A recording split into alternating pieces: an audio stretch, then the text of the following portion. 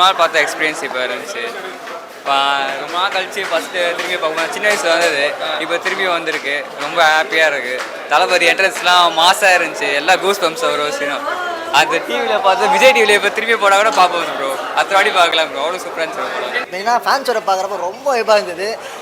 அது சொல்ல தெரில எனக்கு. அவ்வளோ ஃபன் பண்ணோம், அவ்வளோ என்ஜாய்மெண்ட்டாக இருந்தது. மெயினாக தளபதியை ஸ்க்ரீனில் இந்த பெரிய ஸ்க்ரீனில் இப்போ கோட்டுக்கு முன்னாடியே பார்க்குறப்போ ஒரு மாதிரி ஜாலியாக இருக்குது. என்ன ஒன்றா இன்னும் 2 படத்துக்கு அப்புறம் வரமாட்டாருன்னு அதுதான் ஒரு மாதிரி ஃபீல் ஆகிறத விட மற்றபடி தளபதியோட அந்த சீக்வன்ஸ்லாம் பார்க்குறப்ப ஆட்டோமேட்டிக்காக கூஸ் பம்ப்ஸ். ஆஸ் தளபதி ஃபேனாக நீ உண்மையான டையட் தளபதி ஃபேனாக இருந்தால் கன்ஃபார்ம் அது ஆகும். ஆமாம், பயங்கரமாக க்ரஷ் ஆச்சு விஜய். அது ரொம்ப க்யூட்டாக இருந்த மாதிரி இருந்துச்சு. அந்த வயசில் பார்க்கும் போது அவ்வளோவா தெரில, இப்போ பார்க்கும் போது நல்லா இருந்துச்சு. தேட்டர் வைப் எல்லாம் நல்லா இருந்தது. லெவலுங்க அதெல்லாம் ஏந்து பசங்க அவன் என்ஜாய் பண்ணி ஆட்டானுங்க. ஆனால் வைப்பு வேற லெவல் வைப்புங்க. ஆமாம், அது ரொம்ப நாள் கழிச்சு பார்த்து ஏதோ விண்டேஜ் கண்டிப்பாக பார்த்தோம், நல்லா இருக்கு. பட் இப்போ அவர் கோட்டுக்காக வெயிட் பண்ணிருக்கோம். டிக்கெட் புக் பண்ணதால வந்தோம். நேற்று இந்த படம் உண்மையாலுமே அவரோட 100 கோடி ஃபர்ஸ்ட் அடித்த படம் இல்லையா? ரெண்டாவது அவர் பிறந்த நாளைக்காக போட்டாங்க. அது வந்து நமக்கு ஒரு துக்க நாளாக மாறிடுச்சு. ஏன்னா 50 பேர்த்த இழந்துட்டாரு. நம்மளும் தான் எல்லாரும் தான் இழந்துட்டோம். தமிழக வெற்றி கழகத்தின் தலைவராக வரணும், அதுதான் என்னோட ஆசை. அந்த திருவண்ணாமலையோட ஆசை. நான் கிரிவல கிளம்புறேன்.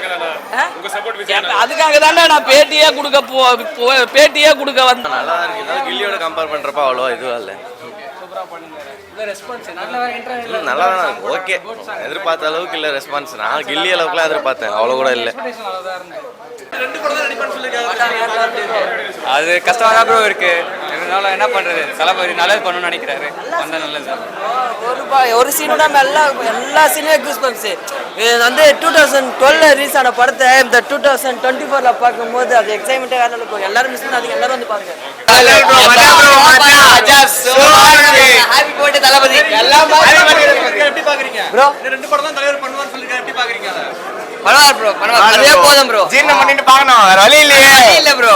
அது ஃபீல் பயங்கரமா இருந்துச்சு. திருப்பி 11 இயர்ஸ்க்கு அப்புறம் பார்க்கறது தளபதி அமேசிங்.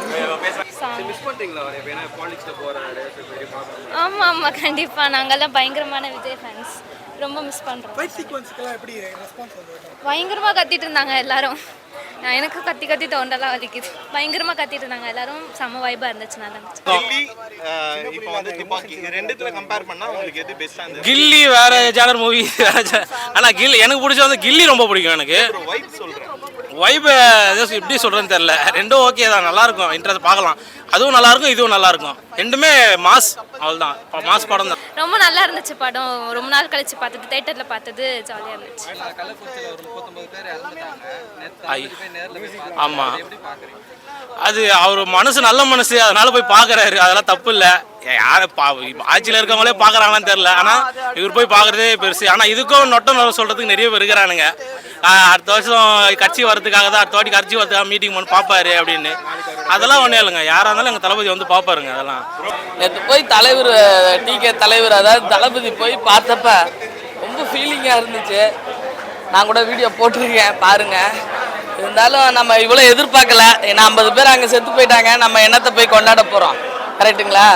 இருந்தாலும் போட்டுட்டதால எல்லோரும் மக்கள் வந்தாங்க. எந்த ஷோவும் எதுவும் ஆடம்பரம் எதுவும் வேணாம், என் பிறந்த நாளைக்கு செலவு பண்ணுறத பொருள் உதவியாகவும் அவங்க கூட போய் பார்த்துக்கங்கன்னு எல்லாம் ஒரு டீமே கிளம்பி போயிருக்கு. கருணாபுரத்துக்கு போயிருக்கு. கிட்டத்தட்ட ஒரு 50 பேர் இறந்து போயிட்டாங்க. ஓகேங்களா? 50 ரூபா சாராய பாக்கெட்டால் எவ்வளோ பேருக்கு தமிழ்நாட்டுக்கே ஒரு பூகம்பம் மாதிரி ஆகி போயிடுச்சு. மேலும் மேலும் இந்த மாதிரிலாம் நடக்காமல் இருக்கணும்னா புதிய தலைவர்கள் வரணும், நம்ம டிவிக்கே தலைவர் வரணும். அதை மட்டும் நான் ஆண்டவன்ட்ட வேண்டிக்கிறேன். இந்த கிரிவலம் அவருக்காக தான் பிறந்த நாளைக்கு போகிறேன். கண்டிப்பாக வரணும்ப்பா. வந்தாதான்ப்பா இந்த போதை வஸ்துக்கள்லாம் குலைச்சி ஒரு தரமான தலைவர் வந்தாதான் நம்ம தமிழ்நாட்டை காப்பாற்ற முடியும். 50 பேர்த்த இழந்துட்டாக்க ஒரு பொம்பளைங்க கதறானுக்குடாடே.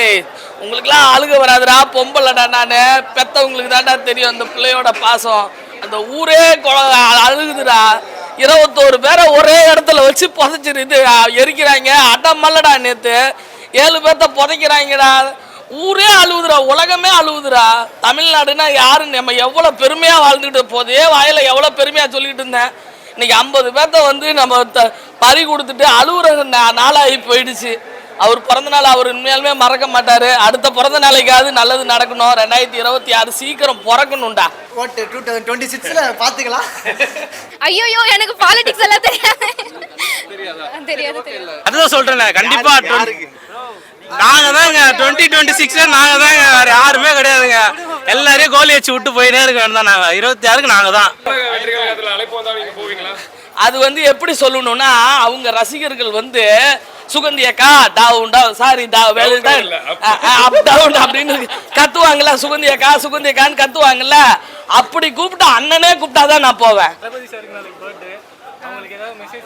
என்ன சொல்ற, ஹாப்பி பர்த்டே தான் சொல்லணும், வேற ஒண்ணும் இல்ல. ஹாப்பி பர்த்டே தளபதி. ஹாப்பி பர்த்டே தலைவா. தளபதியாக விஷ் பண்ணோம். 50வது பர்த்டே வேற, பெரிய செலிப்ரேஷன் வேற இது.